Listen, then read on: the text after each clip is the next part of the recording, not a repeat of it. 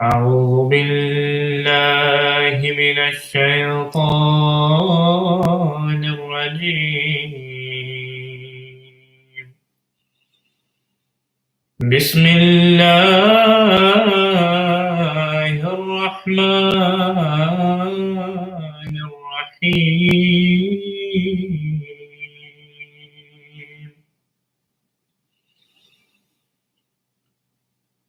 وأنفقوا في سبيل الله ولا تلقوا بأيديكم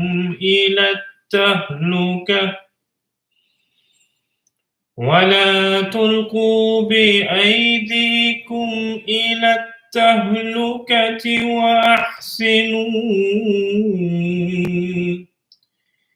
إن الله يحب المحسنين.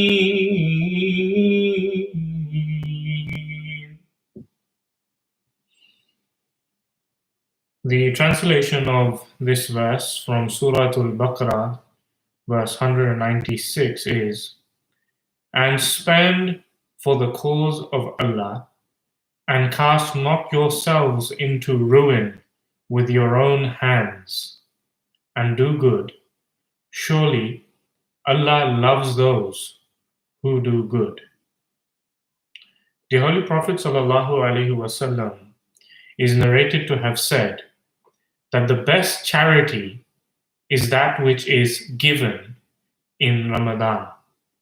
So there is great blessing in Ramadan to give charity in the way of Allah Ta'ala.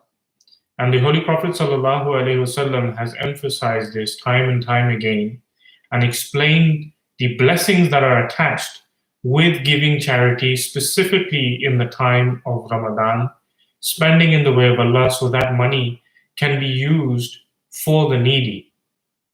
The Holy Prophet ﷺ is narrated to have said, "This is such a month in which the sustenance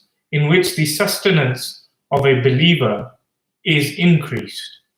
One who performs voluntary worship receives reward equal to that of obligatory worship, and one who gives charity receives reward equal to performing 70 obligatory acts of worship."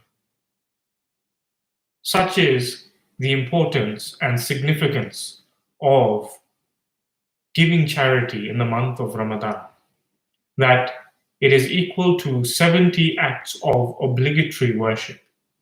Similarly, the Holy Prophet ﷺ is narrated to have said, "Inna sadaqata litutfi'u ghadab al-Rabb," which means, indeed, charity suppresses God's anger. Meaning that through charity, we are able to seek God's forgiveness and also avert any sort of impending calamity or trial.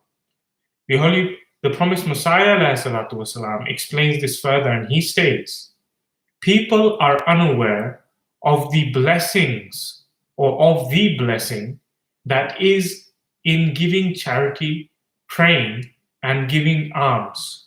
It is a means for averting calamities and afflictions. If this was not the case, a person would be in a state of death while still alive." Huzur further states, if this was not the case, then it would not be in the nature of man to passionately recourse to prayer and giving alms during an affliction and trial. All saints and prophets, irrespective of which nation and country they came to, unanimously gave the teaching of charity and giving alms. The promised Messiah ﷺ also further states, "There are many people who give bread which has gone off and has expired to beggars, and think that they have given charity. Allah Almighty does not approve of such behavior. Neither can such charity be accepted by Him." A person remarked that some beggars give us expired bread. Some beggars say that give us expired bread. and ripped clothing.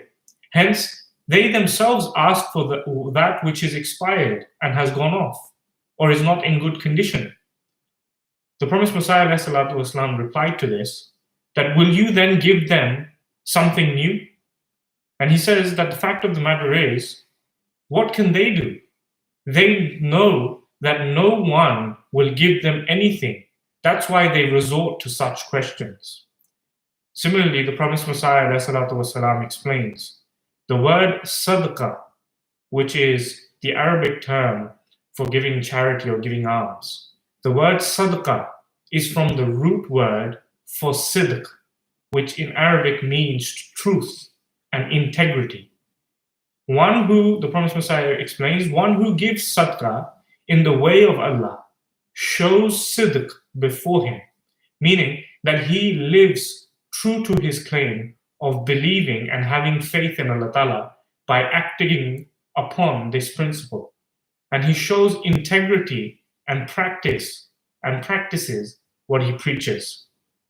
Similarly, the Holy Prophet ﷺ says, the good deeds and worship of Ramadan remain suspended between heaven and earth. It is charity, i.e. fitrana, which elevates them to heaven. So he says that during the month of Ramadan, all the good deeds that you do, they are not automatically transferred before God Almighty or accepted before God Almighty. So in a metaphorical sense, they are suspended between this earth and the heavens.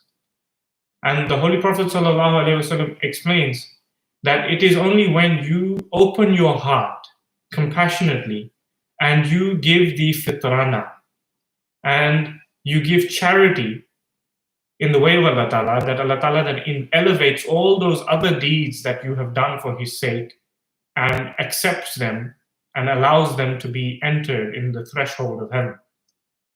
Now, the fitrana is something which is very important. The fitrana is given by every single Muslim during the month of Ramadan prior to Eid, and it should be given as quickly as possible whenever a person attains the means. The fitrana is specifically given so that money can be utilized to enable those who are less off or those who are impoverished, who do not have the same opportunities to be able to celebrate and enjoy the Eid, so that they can also celebrate and enjoy the Eid. So it is very important that as Muslims that we also give this. And it is also in our traditions that this should be given by every single member of the family. And even if it is a baby or a small child, even then it should be given in his or her name for the pleasure and sake of Allah, and so that this money can be used to help those who are impoverished so they can also enjoy Eid at the end of Ramadan. Similarly, Hazrat Muslim Maud Raziyallahu Anhu, the second Khalifa of the promised Messiah, alayhi salatu wasalam, he states, during the month of Ramadan, the Holy Prophet would extensively give charity. According to the hadith, it is narrated that he would give alms as quick as a whirlwind. In actuality, this is the secret to the progress of a nation. That is, that one should benefit the other with their possessions. All types of destruction ensue when people of a nation think that their possession only belong to them, that their possessions only belong to them, and that no one else has a right over them. The system of the world is based on the principle of sharing, and Ramadan establishes this habit. And you'll see that those nations that tend to go backwards are those who increasingly have this nationalistic agenda, and they are against those, or they're against sharing the commonwealth of a country. Similarly, the Holy Prophet ﷺ is narrated to have said that it is narrated regarding the Holy Prophet ﷺ that he would give charity so extensively during Ramadan that the companions would compare this to a whirlwind, just as stated by Hazrat Muslim Maud Raziyallahu Anhu. They also say that he would completely forget his own capacity. And it is narrated that he would fulfill the requirements of every person who came to ask him for something. So, such was the generosity and the compassion that was shown by the Holy Prophet ﷺ, and this would increase manyfold during the month of Ramadan for purely for the sake of Allah Ta'ala. And this is something that we all must remember. In the month of Ramadan, we are granted the opportunity to act upon the 5 fundamental principles of Islam far more than ever before.